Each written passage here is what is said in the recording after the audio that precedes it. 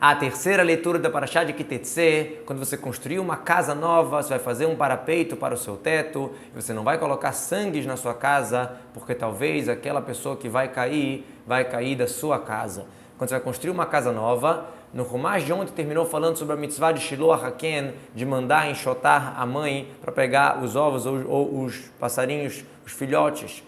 A Torá está falando que se você cumprir essa mitzvah, você vai acabar tendo uma casa nova e vai ser outra mitzvah para fazer, de fazer um parapeito. Uma mitzvah leva a outra mitzvah, você vai acabar tendo vinhedo e campo e roupas, por isso que vai falar agora as leis ligadas também ao campo e às roupas.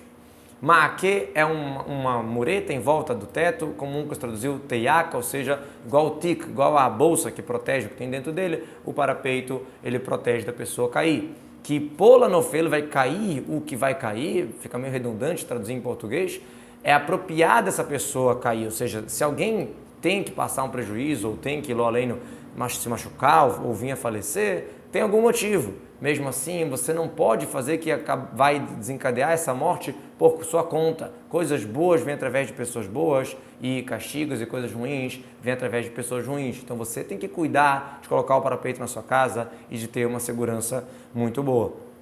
Você não deve plantar o seu vinhedo quilaim, misturando, enxertando espécies. Talvez vai santificar, vai proibir a espiga cheia da semente que você plantar junto com a produção do vinhedo.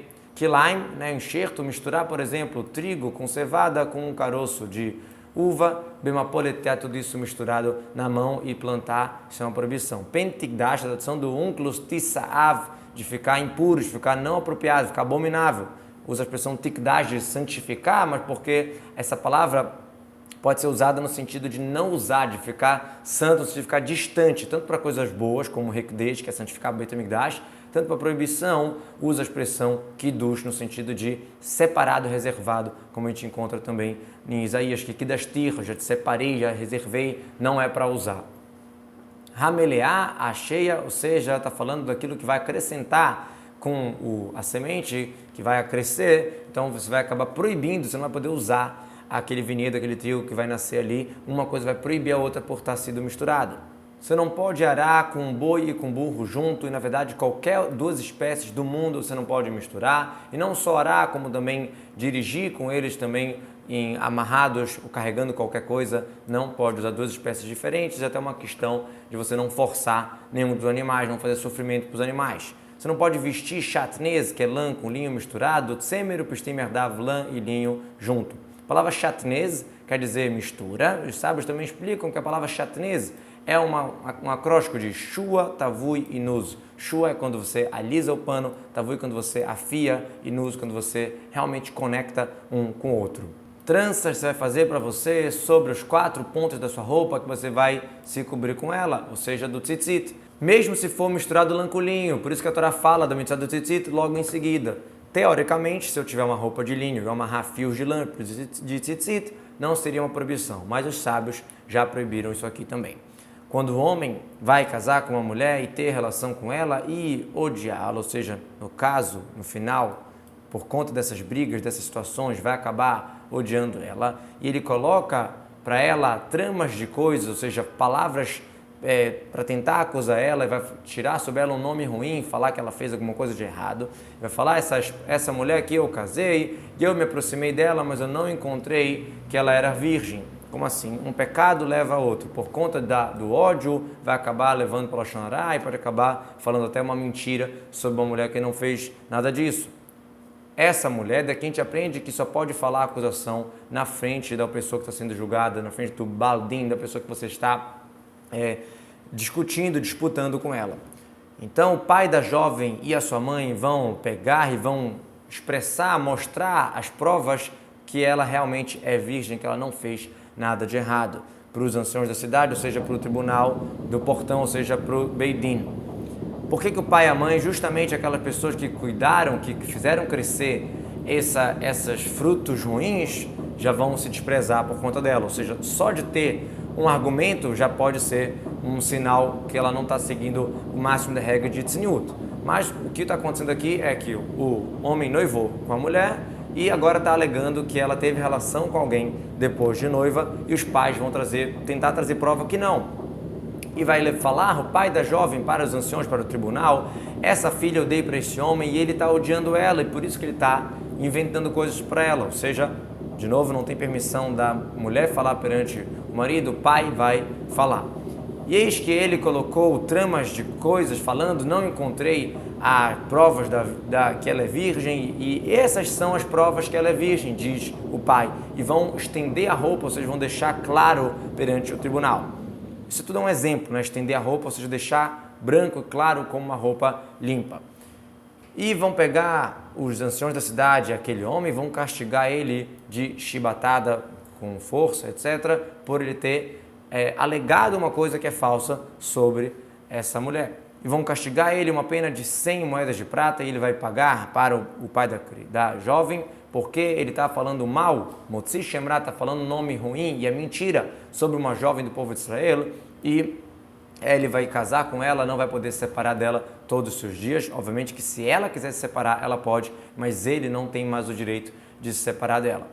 E se for verdade aquilo que realmente ela não é virgem, ou seja, ela teve relação com outra pessoa, por mais que ela já era noiva desse rapaz, aí ela está realmente fazendo uma transgressão muito severa. Como que eu sei se é verdade? Com testemunhos e com advertência que ela realmente prostituiu depois do noivado. Então, nesse caso, vão tirar a jovem para a porta da casa do pai dela, ou seja, de novo para envergonhar a quem criou ela e seguiu o mau caminho, e vão apedrejar as pessoas da cidade, vão jogar ela com as pedras, ela vai morrer, porque ela fez uma coisa que não se faz, uma coisa horrível no povo de Israel, de prostituir na casa do seu pai, ou seja, ela estava noiva, estava ainda em casa e já está traindo, já está fazendo uma coisa contra o marido. Você vai apagar o mal de dentro de você. Porque, de novo, na porta da casa dos pais, para, de novo, vejam o que vocês criaram. Pessoas da cidade, ou seja, perante pessoas da cidade, que ela prostituiu mesmo quando ela ainda estava na casa do pai dela. Não que ela prostituiu com o pai dela, ela prostituiu quando ela ainda estava noiva.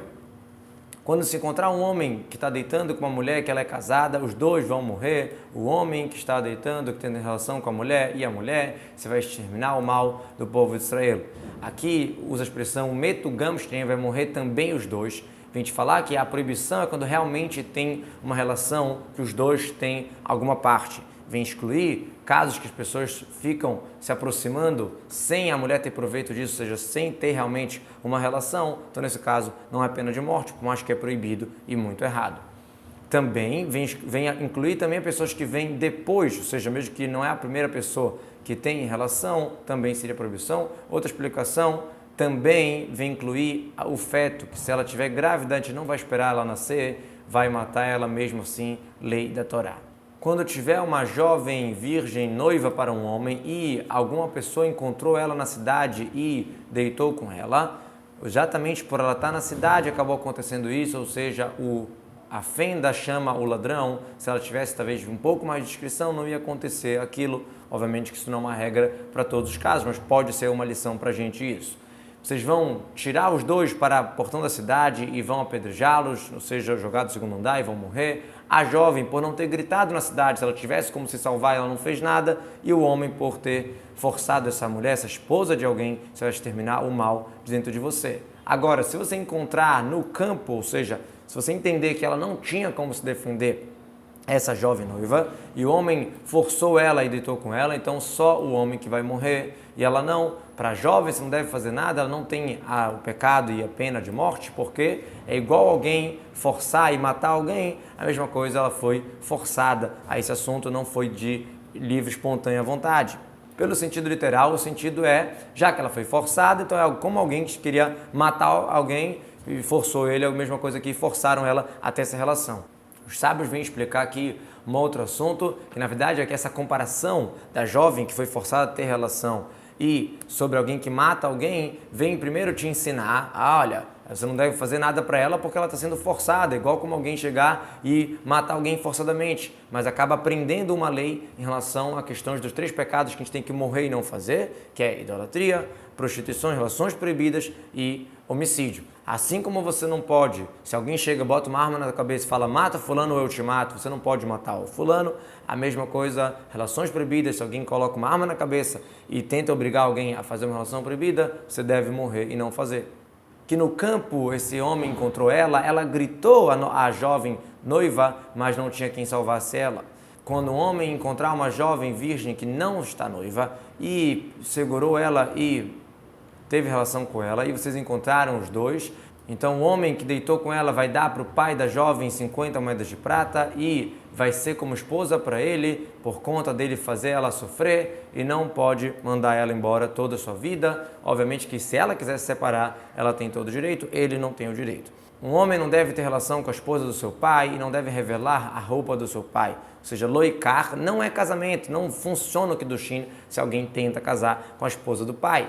E nem deve revelar a roupa do pai. O que seria a roupa do pai? Shomer et yavam, alguém que está esperando, se caso o irmão faleça, e aí essa moça ela tem que casar com o irmão do marido dela, que seria o pai dessa pessoa aqui. Então, mesmo que ainda não é casado, só por ter essa possível conexão, o filho já não pode ter relação com essa pessoa.